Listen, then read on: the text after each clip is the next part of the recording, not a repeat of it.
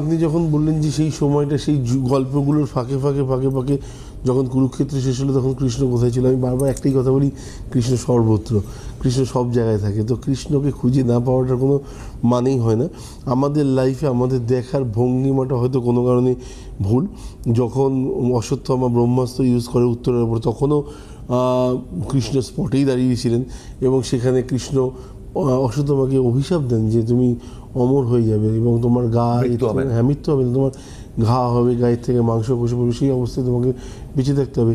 এখনও পর্যন্ত সিমলার একটা মন্দির আছে যেখানে শিব মন্দির আছে, ভোরবেলা 3টের সময় সেখানে স্নান করানো হয় এবং ওখানকার লোকের বিশ্বাস যে আজকের ডেট অবধি অশ্বত্থামা এসে শিব ঠাকুরকে ভোরবেলায় 3টের সময়, রাত 3টের সময়, মানে যেটা আমরা বলি 3:40 সময় ব্রহ্ম টাইম, সেই টাইমে এসে স্নান করিয়ে পুজো দিয়ে আবার দরজা বন্ধ করে নাকি বেরিয়ে যান। এবং তার আকার কি একজন গেছিলেন, বলেছিলেন যে আমরা রাত্রিবেলা দেখার জন্য যে ওই ভোরবেলায় কে পুজো দেয়, বলে তার আকার দেখলে পরে মাথা খারাপ হয়ে যাবে। 7 ফুটের উপরে লম্বা, ফর্সা একজন, মানে মানুষের মতো মানুষ, যার পুরো গায়ে সাদা কাপড় জড়ানো থাকে। তো এখনও পর্যন্ত সেখানকার মানুষের বিশ্বাস যে অশ্বত্থামা এখনও পর্যন্ত রেগুলার এসে শিবজিকে পুজো দিয়ে যান।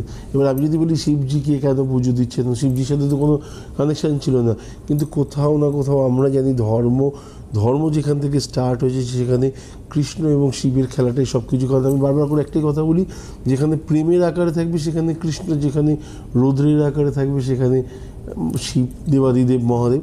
তো উনি প্রতিদিন ভোরবেলায় নাকি এখনও পর্যন্ত সে পুজো দিয়ে জানে।